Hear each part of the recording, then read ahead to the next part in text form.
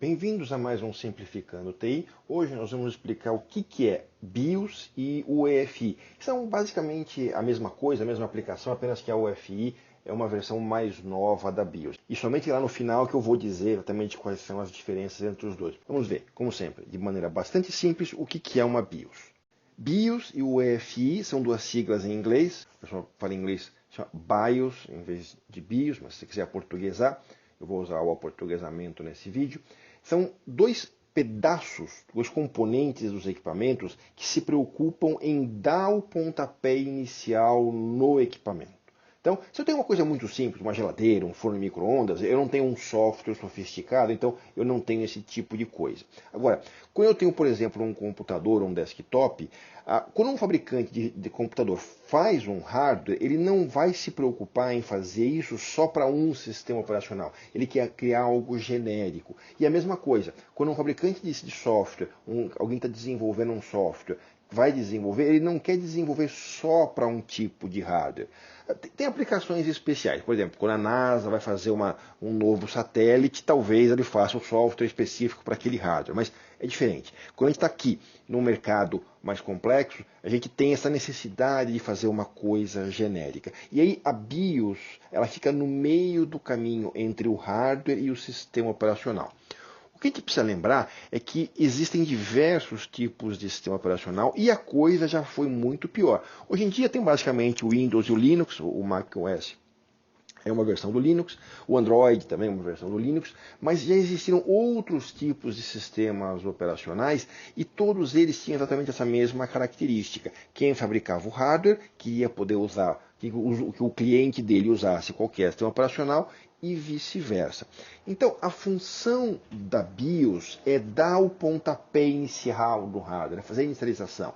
Então, ele verifica o hardware, ele identifica quais são os componentes que tem naquele equipamento. Então, a primeira coisa que a BIOS faz é verificar o que está naquele computador. Tem placa de vídeo? Qual? Tem teclado? Qual? Tem mouse? Então, todos os componentes ao redor é uma etapa de inicialização da BIOS. Depois, verificar se isso está funcionando. Normalmente, para não demorar muito, o que a BIOS faz é, se ela detecta que o hardware não mudou desde a última vez que aquela máquina foi inicializada, ela considera que o hardware está bom. Se você fez alguma modificação, adicionou um disco, memória, alguma coisa, aí sim é que ele vai fazer o teste daquele componente específico. Mas se você entrar na tal da BIOS e fizer um comando lá, você pode mandar o teu desktop, o teu servidor, fazer a verificação completa durante o boot. Vai demorar mais, mas às vezes a gente precisa fazer isso. Até vou comentar um pouquinho sobre isso daqui a pouquinho.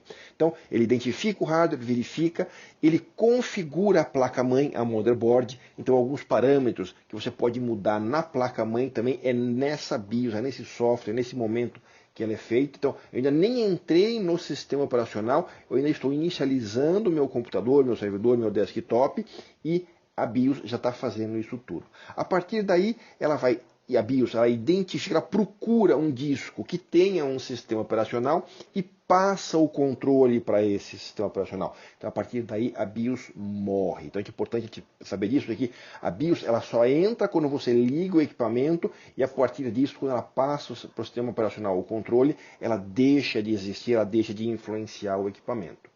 Bom, aqui é um exemplo de um boot, de uma inicialização de um equipamento, de um servidor. Então, ele tem uma interface basicamente só de texto, mas aí a gente já começa a ver uma característica interessante das BIOS. É que você pode configurar ela, mas para isso você precisa, no momento do boot, digitar alguma tecla. Então, tipicamente, isso pode variar um pouco de fabricante de BIOS para fabricante de BIOS, mas Dell, F12, F11, F9, ESC, são exemplos de teclas que você aperta para entrar no setup, para entrar no modo de configuração da BIOS. A gente vai ver uma telinha daqui a pouquinho. Aqui é um outro boot, é uma outra tela de inicialização, mas também tem o mesmo processo. Ele dá alguns dados do equipamento e diz ali qual é a tecla que você tem que apertar para entrar no modo de configuração. Vale lembrar que isso é uma característica da placa-mãe, da motherboard, e não do sistema operacional.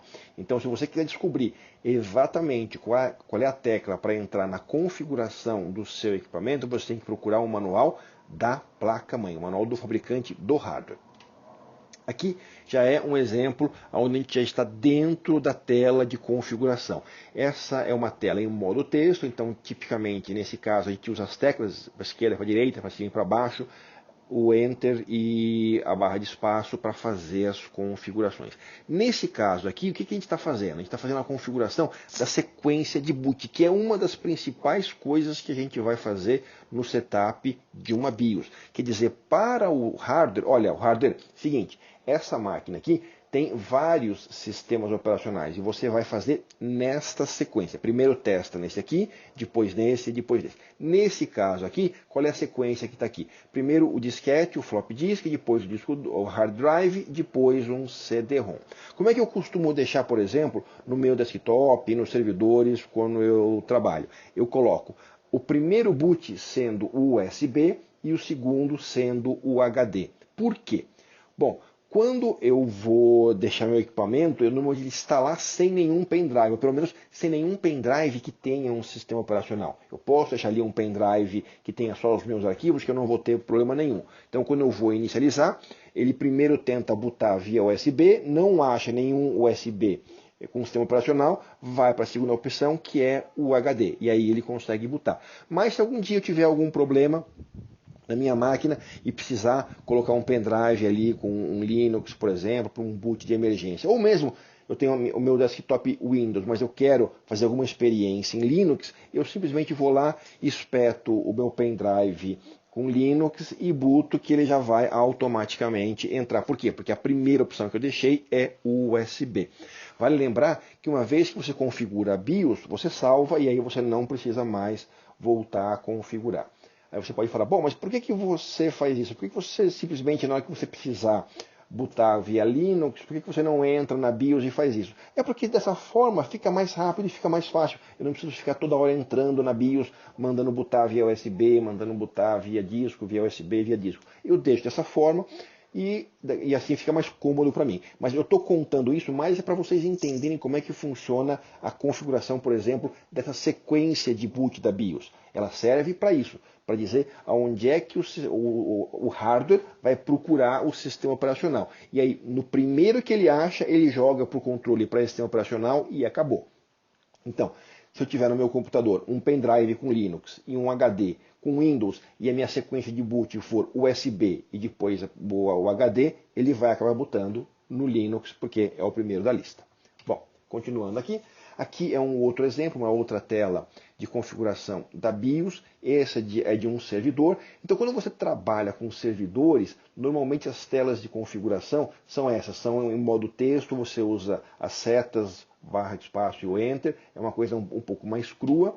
E aqui a gente tem um exemplo de uma tela de configuração de BIOS de uma máquina de desktop. Ele é um pouco mais elegante, tem uma interface gráfica. Nesse caso aqui a gente já consegue usar o mouse para clicar, então é um pouco mais intuitivo. Agora, isso não quer dizer que um servidor não possa ter esse tipo de interface. Isso é uma coisa que está começando a acontecer. É mais uma questão de tipicamente os servidores são a tela de BIOS é mais simples, mais crua, e as de desktop é mais amigável, tem mais uma interface mais bonitinha. Mas no final das contas é apenas a interface que muda. O que você configura é praticamente a mesma coisa.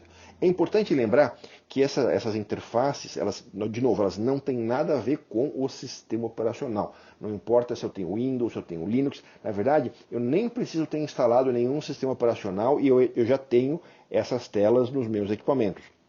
Isso tem a ver com o fabricante da placa-mãe.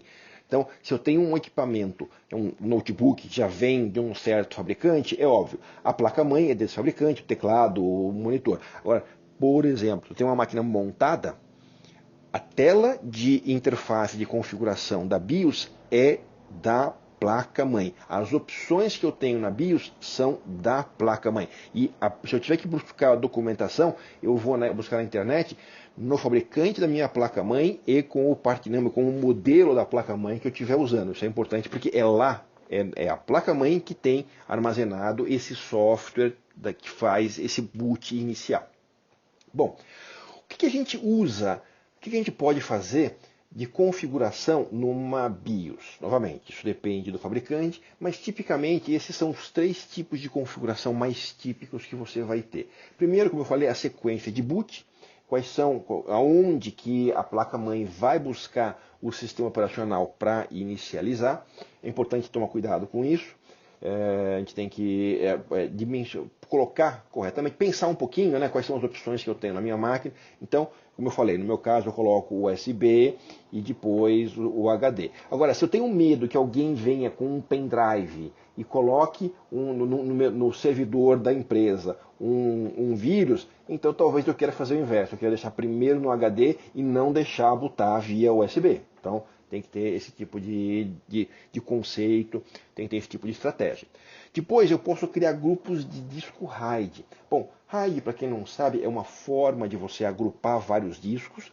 A gente tem um vídeo sobre isso no canal, eu vou deixar o link abaixo para quem quiser mais informações, mas basicamente são maneiras, tem vários RAIDs diferentes, são maneiras de você agrupar. Então, uma das maneiras que eu posso usar o RAID, por exemplo, é criar um disco grande a partir de vários discos pequenos. Eu posso então ter, sei lá, 3 discos de 10 terabytes e juntar num único disco de 30 terabytes. E aí, isso, se a minha placa-mãe tiver esse recurso, e eu tiver, obviamente, vários discos, então é aqui no setup da BIOS que eu vou criar esse discão. Então o sistema operacional, quando entrar, ele não vai falar, nossa, tem 3 discos de 10 terabytes. Não, ele vai falar, nossa, que legal, tem um disco de 30 terabytes, o driver D lá de 30 terabytes. O driver D se eu estiver usando o Windows, né? Então, o RAID, a configuração, quando a placa-mãe tem esse recurso, é através do setup da BIOS que a gente vai fazer. E uma outra coisa que eu posso fazer é acelerar o processador e a memória. Isso é uma maneira de eu ganhar velocidade. Então, através da configuração da placa-mãe, eu faço esse tal do overclock, onde então eu faço o processador e a memória executarem mais rápido. Por um lado, isso é bom porque eu ganho performance, mas por outro lado, isso é ruim porque eu sobreaqueço esses componentes. Então eu tenho que ter um bom dissipador de calor, eu preciso tomar cuidado para não travar o meu equipamento e também para não perder a garantia, porque eu posso inclusive queimar o processador se eu fizer um overclock exagerado, ou queimar o processador, ou queimar a memória. Então, isso é uma coisa que tem que ser feita com cuidado, mas é através da configuração da BIOS que a gente faz esse tipo de coisa. Bom, quem é que tem BIOS? Basicamente, qualquer equipamento que rode algum sistema operacionalzinho, por menor que seja. Então, obviamente, servidores, notebooks, desktops, mas celulares também tem. Ele não se chama BIOS, é um outro termo, mas tem um módulo de inicialização, que inclusive é o que o fabricante usa para carregar o sistema operacional lá na fábrica. Então, quando o celular sai da linha de produção, ele não tem o Android, ele não tem o iOS, mas ele tem um programinha que faz exatamente isso que a gente falou. Testa o hardware, verifica como ele está e vai buscar, e isso é uma coisa interna do fabricante do hardware, mas ele tem um protocolozinho que ele vai buscar o Android ou o iOS pela primeira vez e carrega.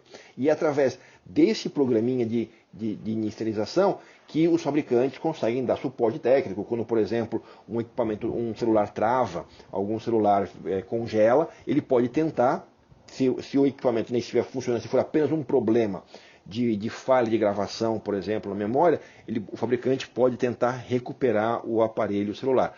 Roteadores, switches, até mesmo televisores, hoje em dia, tem um sistema de inicialização que faz exatamente essa tarefa. Então, qualquer coisa onde um fabricante vá colocar um software mais complexo, ele tem essa vantagem em colocar um software, um firmware de inicialização. Então, aquele hardware liga, executa esse firmware de inicialização bem simples e aí vai carregar o sistema operacional. Toda vez que você for mexer na BIOS de um equipamento, principalmente se você não tiver experiência, duas coisas muito importantes para você fazer, que eu recomendo. Primeira, anota numa folha de papel toda a modificação que você fizer. Porque se você fizer alguma modificação que trave, que não permita mais você inicializar o seu equipamento, você vai saber o que você mexeu e vai poder voltar atrás. Mas mesmo assim, se você não conseguir, por exemplo, você achou que fez a modificação, mas agora não sabe mais voltar atrás, procura pegar na documentação da placa, da motherboard, do fabricante da placa-mãe, como é que você volta a placa para a BIOS do default, a configuração de default de fábrica. Então, aí você tem, às vezes, são comandos, teclas, conjuntos de teclas. Normalmente, hoje em dia, as placas-mães, a configuração fica armazenada numa memória volátil. Então, tem uma bateria que alimenta essa memória. Essa bateria, ela dura normalmente, às vezes, 10 anos, mais do que isso, mas ela um dia acaba. Então, ela é feita para ser trocada. Então, de algum lugar na motherboard tem uma bateriazinha que você pode tirar e colocar de novo e aí zerar a configuração da BIOS para o default de fábrica. Chavinhas, pequenos contatos. Então, antes de mexer na configuração da BIOS do seu equipamento, dá uma olhada como é que você faz para voltar ele para o default de fábrica se você precisar. Bom, e a diferença entre essa tal de BIOS e a UEFI? A BIOS é a mais antiga, a UEFI é a mais nova, mais moderna. Então a UEFI tem algumas vantagens. As duas servem exatamente para a mesma coisa. Então todo esse processo de inicializar, verificar o hardware e passar o controle do hardware para um sistema operacional, as duas fazem. A UEFI tem algumas vantagens, eu vou citar as três que eu acho mais importantes. Primeiro, a UEFI você consegue acessar a BIOS, a configuração do hardware, remotamente via rede. No caso da BIOS, a sua única maneira de acessar ela é colocando teclado, mouse e monitor diretamente no equipamento. Você não consegue acessar remotamente. Isso, às vezes, para dar suporte, para dar manutenção, é algo que atrapalha. Às vezes não tem ninguém lá perto da máquina para fazer isso e você está com um problema no sistema operacional, o sistema operacional não está inicializando, o servidor, por exemplo, está rebutando direto e você não consegue estar lá para fazer uma manutenção. Então, no caso da UEFI, você consegue entrar no equipamento mesmo antes de carregar o sistema operacional. Na verdade, nem carrega, nem precisa ter sistema operacional no equipamento e você consegue entrar e ver a tela de configuração da BIOS. E aí, você tem um shell, uma linha de comando. São comandos limitados, são opções limitadas de comandos que você pode dar, mas você pode tentar fazer alguma manutenção, tentar reparar o equipamento, ou pelo menos fazer alguma configuração de RAID, configuração de clock. Então, a gente falou, por exemplo, do overclock. Imagina que o equipamento está travando, você não sabe por quê, você acha que é porque ele está com um clock muito alto, ou alguém exagerou no overclock. Então, via o EFI, ele tem essa opção de você entrar remotamente e baixar o clock do equipamento e ver se você consegue inicializar ele agora. Então, ele tem essa opção, tem o boot, você tem o setup via Ethernet e a shell de configuração. E uma outra coisa que o EFI tem de vantagem é que ela boota mais rapidamente, porque a UEFI ela consegue fazer várias coisas em paralelo. A BIOS ela faz um teste de cada vez, a UEFI consegue fazer vários em paralelo, que também acelera o tempo de boot do equipamento. Existe toda vez que você entrar no site dos fabricantes de placa-mãe, você vai encontrar ali normalmente opções para fazer o upgrade da BIOS da sua placa-mãe. Minha recomendação, a não ser que seja pedido pelo fabricante, não faça upgrade da sua BIOS, porque é muito fácil de você perder a placa-mãe totalmente. E aí, quando você faz o upgrade da BIOS e dá algum problema, hoje em dia é raro, hoje em dia os softwares de upgrade de BIOS fazem vários testes, se previnem um pouco, mas mesmo assim, se você fizer alguma coisa de errado, se der algum problema, alguma pane no meio do upgrade, você pode perder totalmente a sua placa-mãe, e aí não tem manutenção, não tem lojinha de informática que vá conseguir resolver. Tá? Então, primeiro, é uma coisa perigosa. Segundo, normalmente você não tem nenhuma razão para fazer esse upgrade, porque você não vai ganhar performance. Lembra, quando o sistema operacional entra, a BIOS ou a UEFI somem, elas morrem. Então, nada do que você fizer de upgrade vai ajudar o sistema operacional a trabalhar mais rápido. Então, novamente, só faça, só mexa com isso se você realmente souber do que está fazendo, se você realmente precisar. Bom, pessoal, mais uma vez, obrigado. Se vocês tiverem alguma dúvida, por favor, deixem nos comentários abaixo. Se vocês ainda não assinaram, por favor, assinem para ser os primeiros a saber quando a gente publicar os nossos próximos vídeos. Se vocês puderem deixar um joinha, a gente agradece, porque isso aí ajuda bastante. E aí, tem mais 2 vídeos para vocês assistirem. E até a próxima!